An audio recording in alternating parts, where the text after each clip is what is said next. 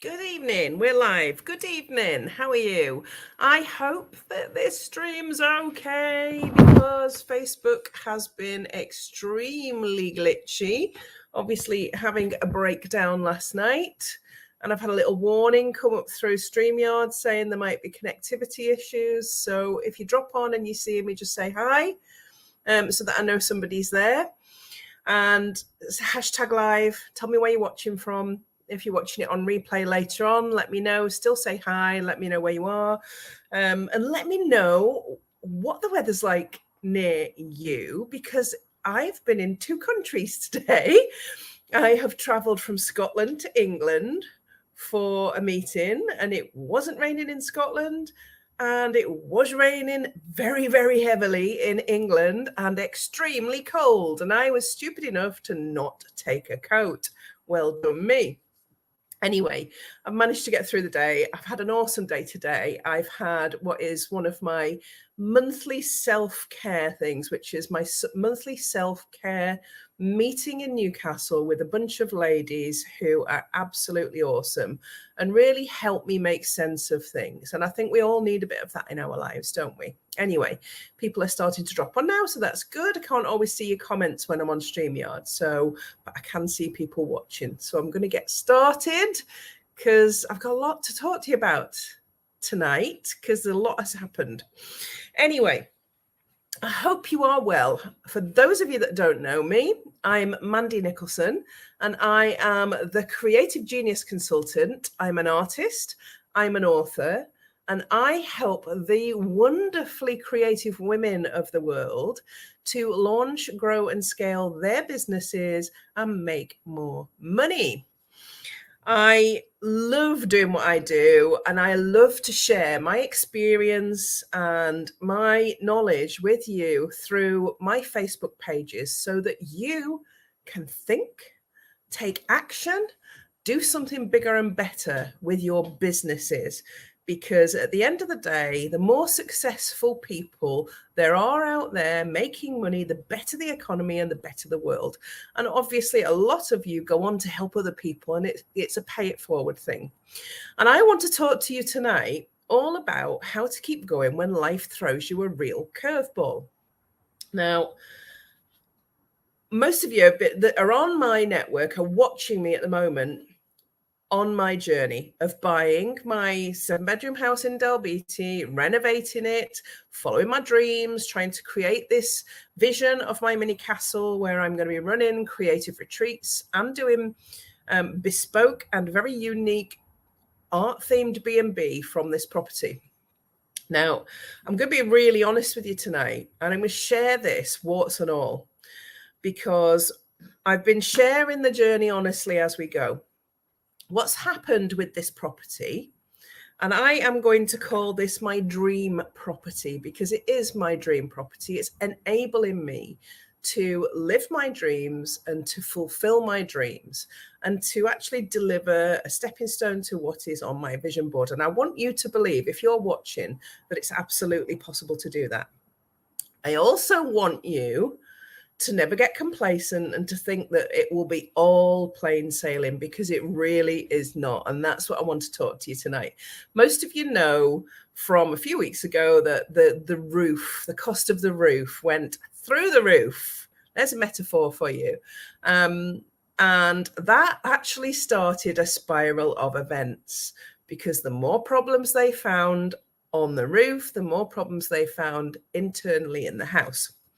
So what's happened with the house now? The roof original quote was £11,500 to fix it.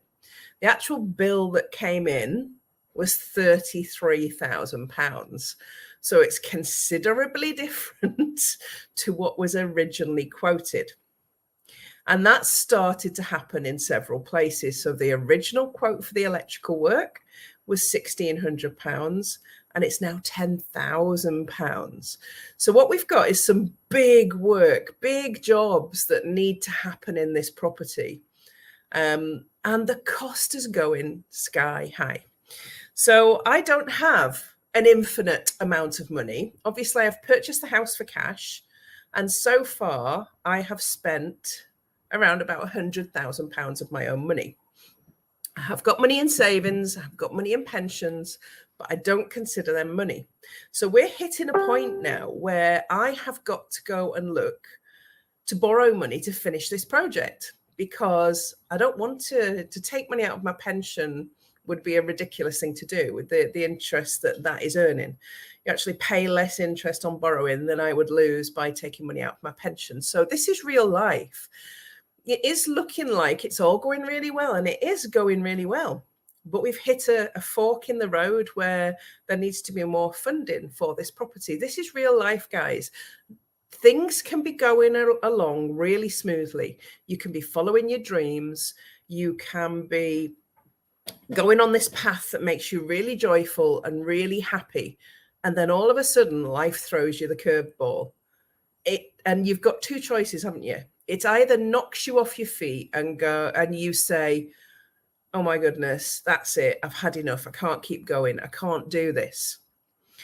Or you stop and you say, right, okay, let's have a look at this and what needs to happen. How do we make this thing happen?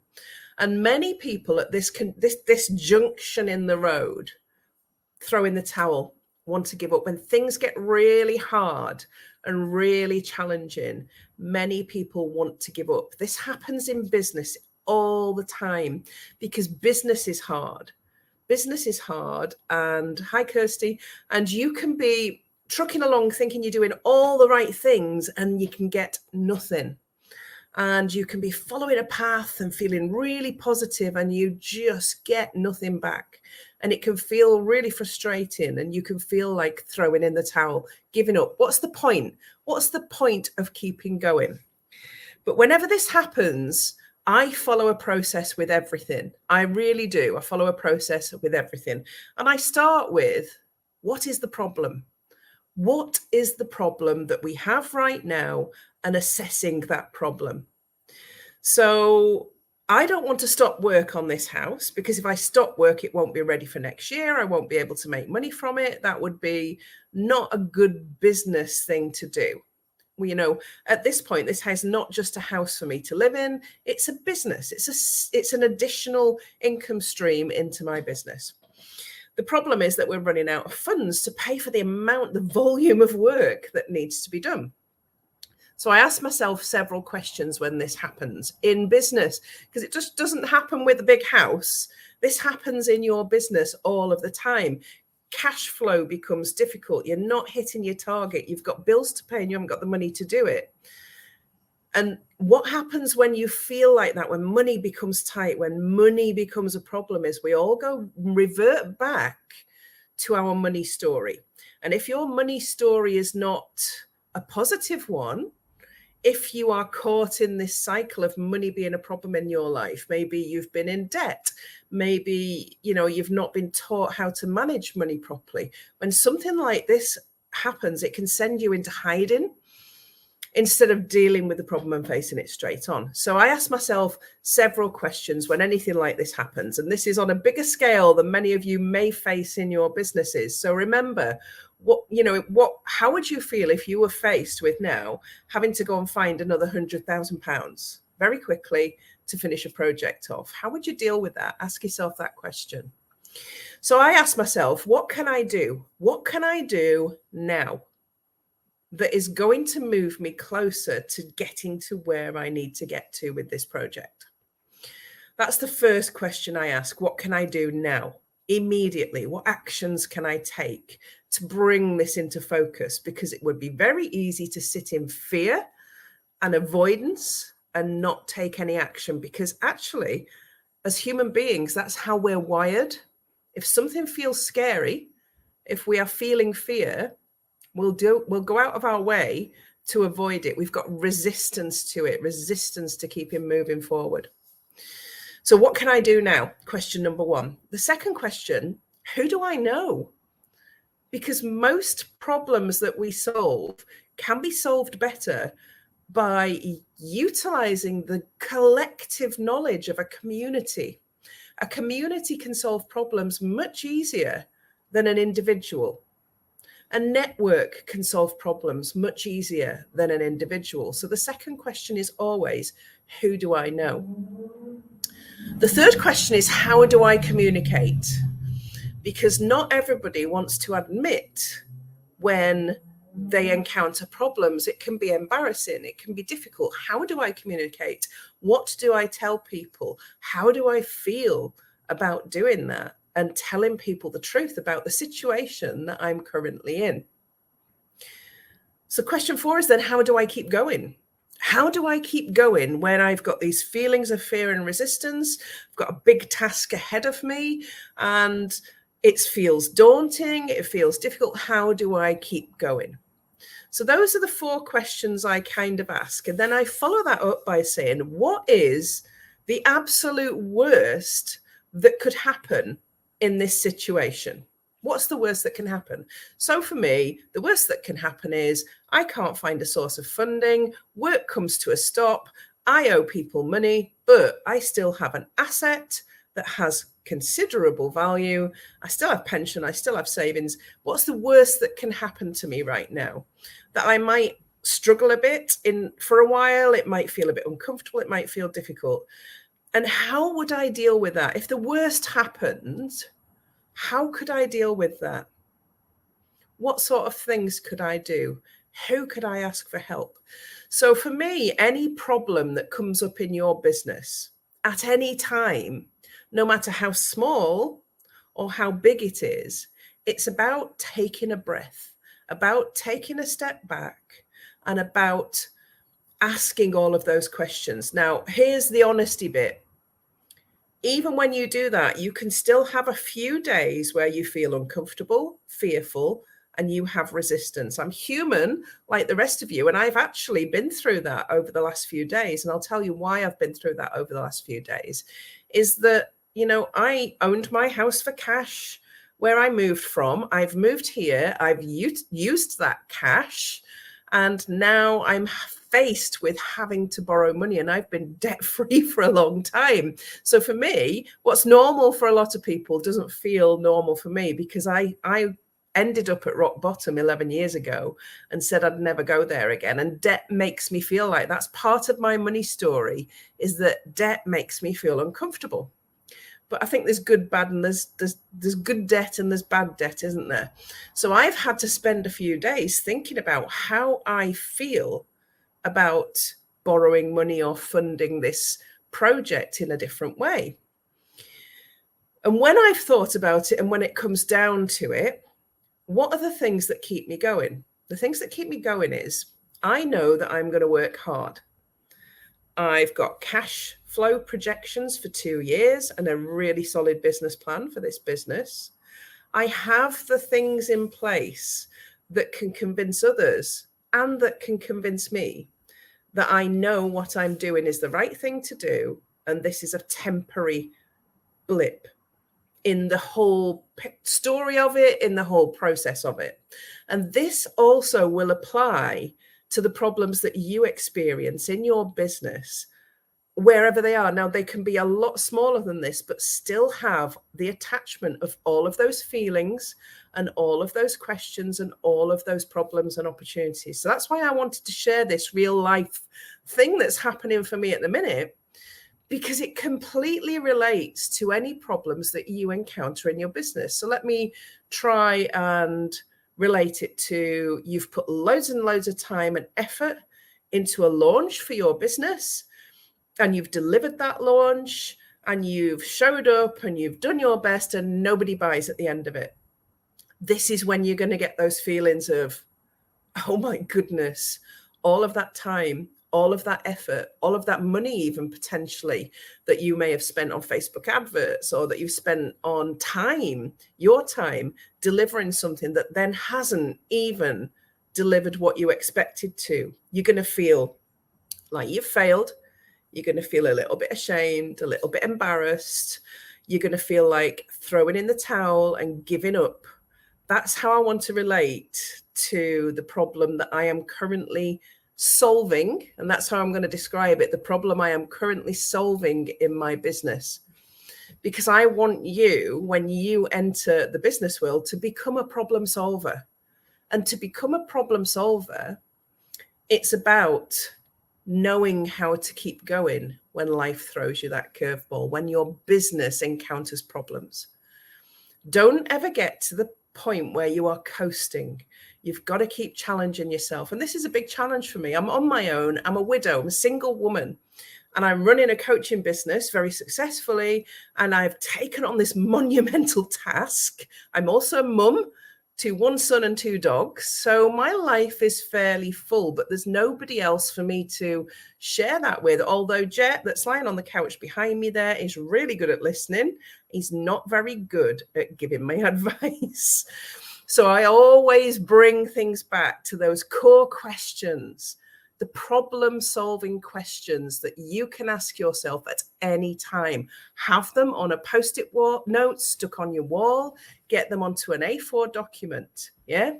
And start with, what can I do right now? I'm going to go over them again. What can I do now? Who do I know that I can speak to, that I can communicate with? How do I communicate this? How do I feel really comfortable communicating this? How do I keep myself going? Do I need somebody to keep me accountable, somebody to talk to, somebody to keep me going?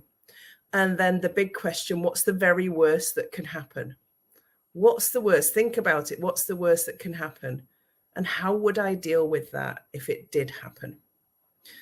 So that's a real life share for you tonight, guys. But I've also got something that I want to share. No matter what is happening in your life, no matter what problems you're facing, no matter what curveballs that life is throwing at you at any point in time, it's really important to find the positives and to show real gratitude. So I had a wonderful meeting today in Newcastle. I've told you about that.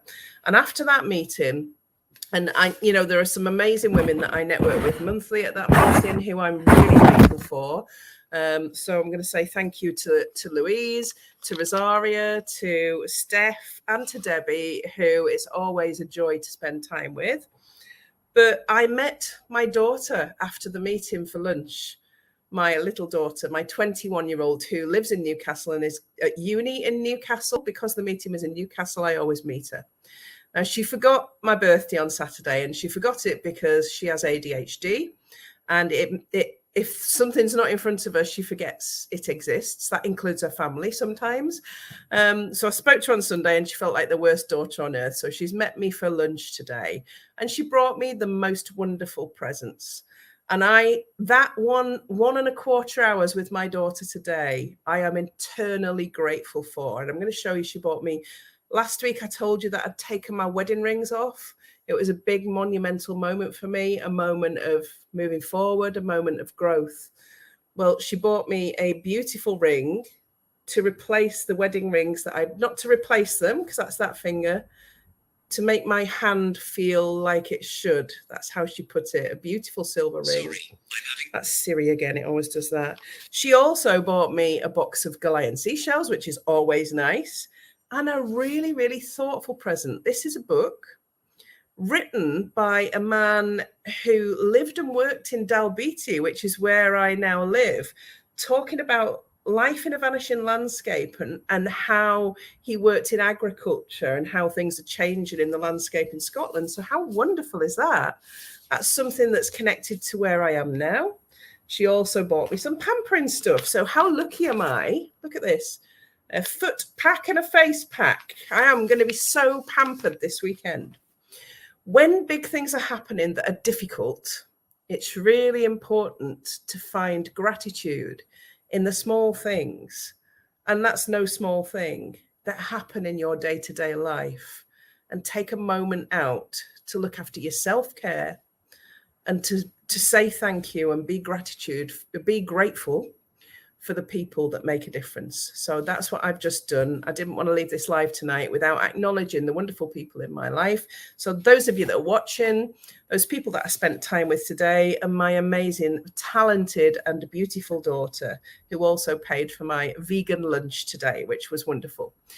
So if that's struck a chord with you tonight, and it's made you think about how you deal with problems going forward in your business, if you've got anything you want to have a chat with me about, please feel free to do so in the comments on this live, or, send me a message. I would love to have you in my group, Creative Genius Corner, where I share stuff like this all of the time. I think I did the live today in my group, Creative Genius Corner, from the window ledge at the Station Hotel in Newcastle. Nothing stops me delivering on my promises. So I want you to go away and have a think about the questions that I've broached with you tonight for when you do experience obstacles and problems in your business, because they will help you become a problem solver. I will see you at the same time next week. Have a wonderful week. I hope it's not raining. I hope you enjoy yourself. And goodness knows what the topic will be or what I will have to tell you next week. All I'm going to say is there are 5 people working for me right now trying to find me finance from lots of different areas to finish this project, and I'll have an update for you next Tuesday night. So bye, enjoy your evening.